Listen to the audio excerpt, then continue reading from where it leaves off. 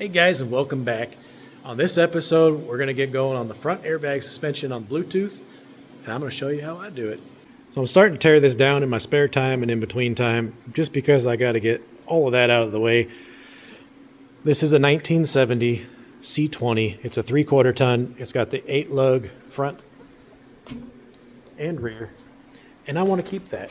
I want to keep the 8-lug, but I don't want drum brakes. So to do this without having to spend a whole lot of money, I went and found me a 1971 crossmember, and that crossmember will allow me to use disc brakes. Here's what this little spindle is from. And if you'll notice, that's a modular type spindle where it's got the bolt-on steering arm, and it doesn't have anywhere to bolt the calipers to because it's a drum. This one does. This is more like the C10, S10 looking metric style crap. Already has a steering stop on there, and it's got the little that you can put your calipers on. And that's what we're going to be using. And we're going to keep it, oh, it's greasy. And we're going to keep it 6-lug, 8-lug. The reason I'm wanting to do that and keep that 8-lug is I want a 3/4 ton, and I want it to look like Grandpa's truck, that you won't suspect anything's going on with it. It's going to be all patinaed. But when you get somewhere or when you're cruising or whatever, you can drop it down. I think that'd be cool. That's what all the girls are going to do these days. We're looking at front suspension, front airbags is this part here. So there's an upper bag plate. I'll turn you this way.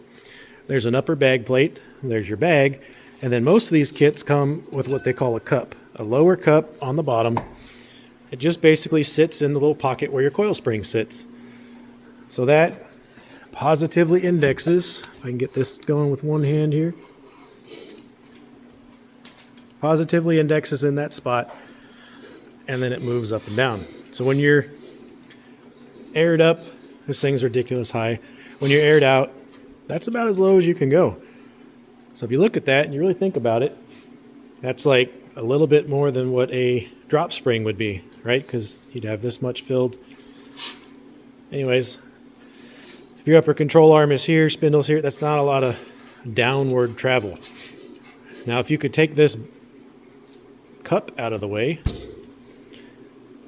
which I'll do briefly. Hold, please. Now that the cup's out of the way, you can put that down in here, and control arm gets way deeper in there, right? So more low, closer to the ground. However, see the bag's touching, and the bag over here is touching. So we got to find a way to clearance that out, one, and two, to give me a solid mounting point for the bottom of this bag, because this is what one half of the front end weight is riding on, this bag. And then the bolts here is what secures it. So we got to make sure that's nice and secure, right? But also gives us enough travel that we can fully compress this thing. So in comes the bag cup. It's just like this one, but bigger, right? Well, yes.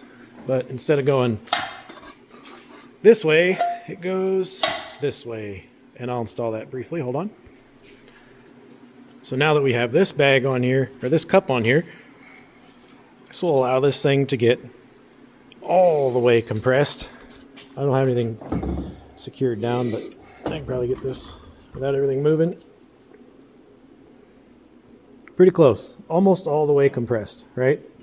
Almost have this cup against there. Now if I put that right here, see how much farther that control arm gets? Well, imagine, if you will, if I could slide this through the control arm and basically slide the control arm further down, right? Which is what we're going to do. So what guys are doing is they're cutting a hole in here in the control arm, and they're flipping this bag plate over, and their bag cup, and they're sticking it down in there, making it level with here, welding it up. Your bag mounts inside this cup. When it compresses, it's darn near flush with the top there. So that should be pretty dang low. And you're probably wondering what this is. Well, when you're all the way down on the ground and you're trying to steer at like a car show or something, your tires are going to hit your fenders. So that's what we're doing here. I'm going to cut this ball joint mount here Once this is free, I can cut this section out. This whole thing slides over and welds in right here, effectively moving this in an inch. And I'm going to have to do the upper control arm also to match, but that brings me in just a touch so that I can have more room steering when I'm dropped at shows or dropped driving around town, just almost on the ground. My goal with this truck ultimately is to lay it on the frame. I'm not doing that all in one fell swoop because this thing will never get driven.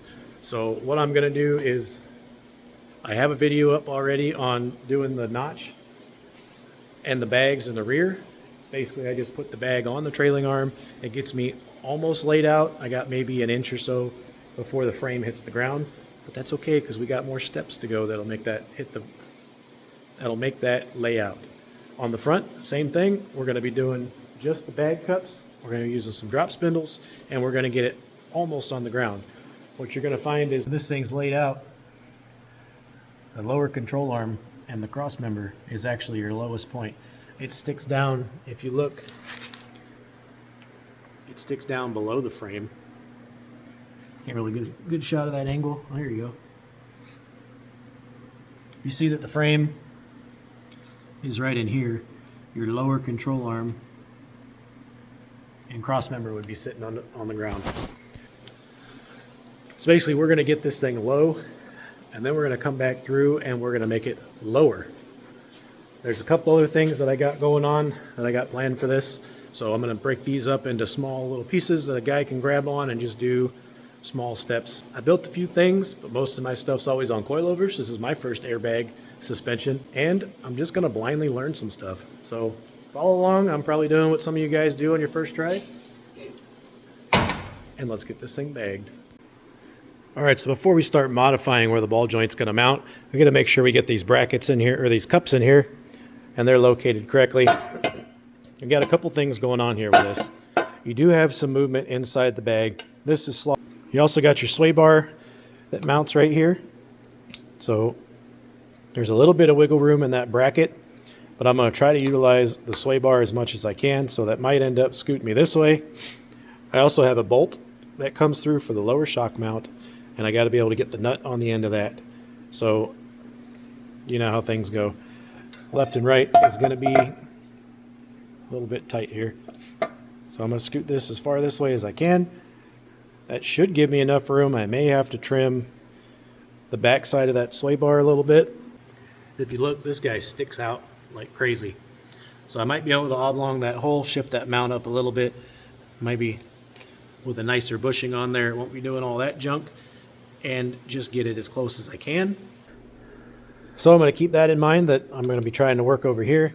The magic number that I'm seeing from everybody is 6.5 inches from the top up here down. So I marked 6.5 inches. That should be where my cup sits on the top. And then it's been said to give you an inch on this side. So I've got that marked also right there. I'm going to put the bolt on there though and see if I can't sneak it that way just a touch, just to give me a little bit more room there. I'm not so worried about my fingers getting in there. I know I can get a bolt or a nut on there. I can figure that out, and worst comes to worst, I can cut this out and make me another mount. But I'm more focused on wanting the sway bar because I can't add another mounting flange or something here. This has to stay here. I can play with that. So I'm going to get a bolt in there just so I can see what we're working with, and I'm going to get this mocked up. All right, I got the bolt in there. I'm going to have to be able to get enough room to slide that little guy in there, but don't worry about this. Oh no, it's going to go, it's going to stick out that far. Well, no, it's not. As long as I use this size nut, I can either add a washer here or put a different size bolt on there or what have you. You can play with your bolts and your nuts, but that should be enough room for what I got. So is that 1 inch line really going to be what I need? Let's see if that's 1 inch. So the bolt itself is less than 1/2 inch. A little bit of clearance on there. I might give myself 3/4 inch. That should be enough for me to get my fat fingers in there and get that bolt just started. So I might move that over, give me a 1/4 inch there. Looking like so. which gives me a whole lot more room over here. I like it. I think I'm going to split that difference. Alright, so the best solution I can come up with that puts this bag cup to where I can still use the sway bar bracket and still get a nut on here is going to be shifted over that way just a bit.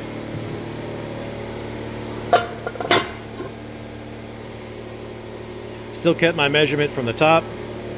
Still got quite a bit of overlap down here on the bottom. I should be fine. But it gives me enough room that I can sneak that bar through. I'm going to have to do some careful attention here to the sway bar itself and trim it back. And this bushing is all wonky, but I could probably make this work. Even if I have to oblong the holes a little bit and scoot it that way, I want to be able to run a sway bar. So I think this is the best of both worlds. I'm going to get this thing cut out and get it tacked in.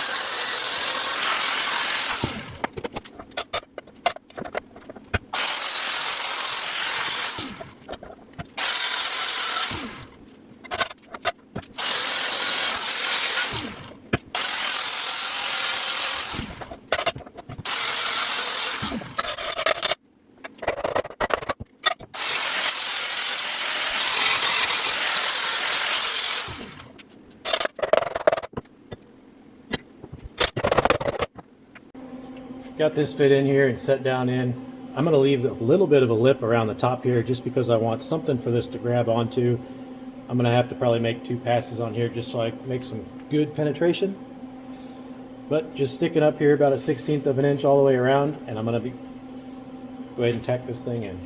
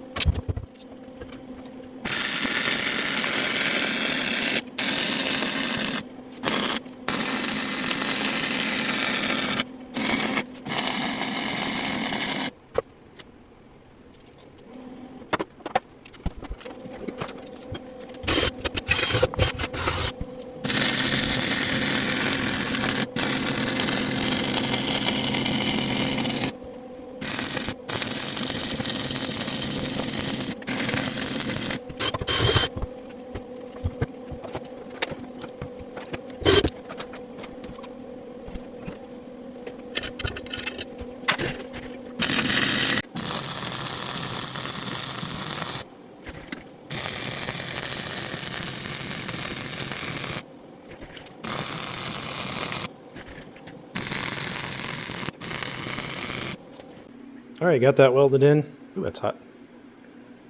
That's still hot. Yep, still hot. I don't know, for the life of me, I can't find my wire brushes, so I'm going to have to clean that up a little bit. I am using flux core, did get some spatter, so I've been taking my little finger sander and kind of cleaning that up a little bit. Not that it matters, but bag plates are in, or bag cups are in. Got it welded on the back side. Good 2 passes. Got this shock reinforcement for the bottom of the shock mount tied in there. That's really hot still. Also did one pass on the top, and I'm hoping when my 220 welder gets here, if the snow ever melts, I can put one real hot bead right over the top of that, kind of lock that in. That's kind of why I left that lip there. But now it's the money shot. Hey, I got just enough room here for that bushing to sit on the sway bar, stick out just a touch. Should have just enough room for this bag to have plenty of travel in here. I can still get to the nut on the back of the shock bolt, and it's got enough room for a washer on there too, and you know, got some wiggle room with it. So I'm happy with that, but I like that because I'm able to still get the nut on here, and I'm able to utilize the sway bar bracket. So that's a win so far. I'm going to get the other control arm done and keep moving forward.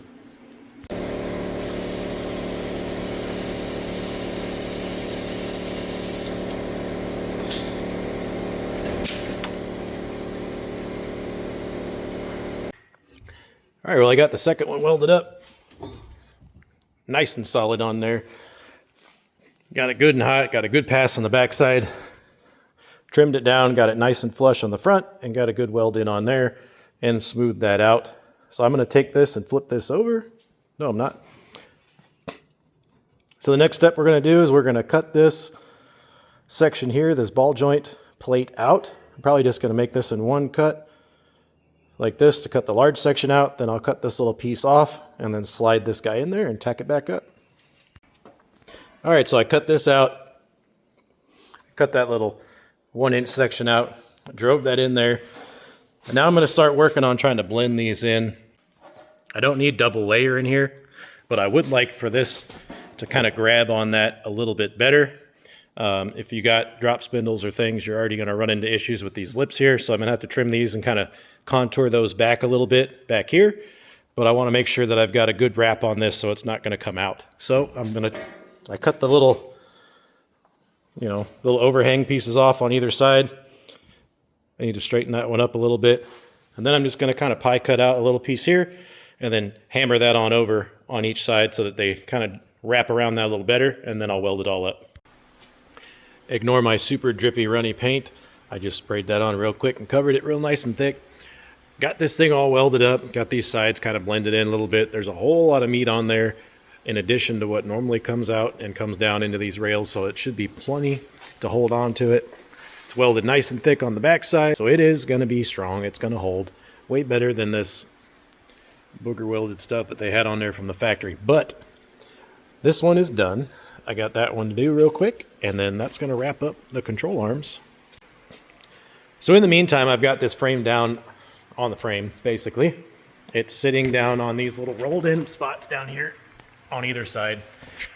Now some guys cut those off and you can go lower, or they roll it up so it's flat. I really think I'm going to keep that for functionality, because if I have bolts in here for anything that I add, brackets or whatever, I don't want to be grinding the bolt heads off. I'm sure I'm going to grind those off as it is. I may actually put a piece of plate behind there to make it so that's like a little grind plate, but I just want to make sure that I have some protection on the bottom of the frame. So I guess you could say I'm not really laying frame. I'm laying whatever that is, 1/2 inch, 3/4 of an inch to lay in frame. But to get this low, I had problems. I have a long bed. It's got the 2-piece drive shaft, as you can see over there, which has the carrier bearing in it. You can see that little guy. You can buy that online. A lot of people make it, but there's not a spot for the carrier bearing. That's my toe. I mean, there is a spot, but you're going to have to clearance out a lot of stuff and take most of that structure out, which I thought about doing. I thought about cutting in here, but the little 8-year-old that welded this did a pretty decent job, and it's powder coated, and I just didn't want to get into all that with sawing and cutting and all the things to get this to fit somewhere like this. So I started looking at the cross member I already had. It had a hoop on it, kind of like this on the bottom side. And when I laid this thing down in the frame, it was sitting on that and just kind of teeter-tottering. So what I did was I took this out and I just laid a piece of flat. I think I used my I don't know, I laid a piece of angle iron or something across here, and I marked where it goes from this flat portion and it starts to go up. So I just trimmed and basically cut that piece out, which is this little guy right here. Cut this bottom piece out. I haven't welded the back side yet because I just tacked this into place as proof of concept. But all I did was flip that little guy over. As you can see, the little lip is facing up, which I'll take care of that in a second. But the little lip's facing up now. So this whole section is above the bottom of that frame rail right there, which is perfect because that gives me room to sneak a bolt through here and to bolt the bracket right there that was normally riveted. I can bolt that little guy in here, so if I need to take a carrier bearing out, I can. But that gives me factory design, basically, of the cross member. I'm going to be able to utilize my 3/4 ton braces here into these points here, which I'm going to have to bend these a little bit to get them to line up. But that's going to allow me to bolt in my trailing arm perches. I'm going to do what guys do when they do these trailing arm bag trucks. So I'm just going to take the perch and flip it over. It's supposed to correct the pinion angle. We'll find out when I measure that. But this whole assembly will be bolted in. And I took a piece of 4-inch exhaust pipe and traced out a little 4-inch hole on either side for my plasma, so I can still sneak my exhaust through there, possibly. I don't know if these brackets are going to be in the way of that. They probably will now that I'm looking at it. So those brackets might have to go so I can get the exhaust through. But the plan is to have a pass-through on here. I'm going to take a piece of that 4-inch pipe and I'm going to weld it in there. It's stainless, I think, intercooler pipe or cold air intake pipe for an LS or something. But I got a little pipe in there, so I'll have a pass-through and it'll help tie that structure in also. This should allow me to get as low as the frame because there's nothing that hangs down below this. The other problem I was having was I have the SM465 transmission, which has a rear engine crossmember, or the transmission crossmember is just right behind where the engine would be. That thing was the first thing to touch on the ground when I tried laying this out. So I took a piece of wood, laid it on the ground when it was all the way down, and I just kind of marked the line across there. Took about whatever wood thickness is out of there, 1.5 inches or so, and I just cut this out and cleaned it up a little bit. And now I'm just going to run some, I think this is 1/8 inch. I'm just going to run some plate back in here, give it some strength back, and I've got this 1/4 inch stuff that I'm going to slide underneath there because this is probably going to drag, so I want to make sure it's nice and thick. Strengthen this back up so that I can mount the SM465 back to it.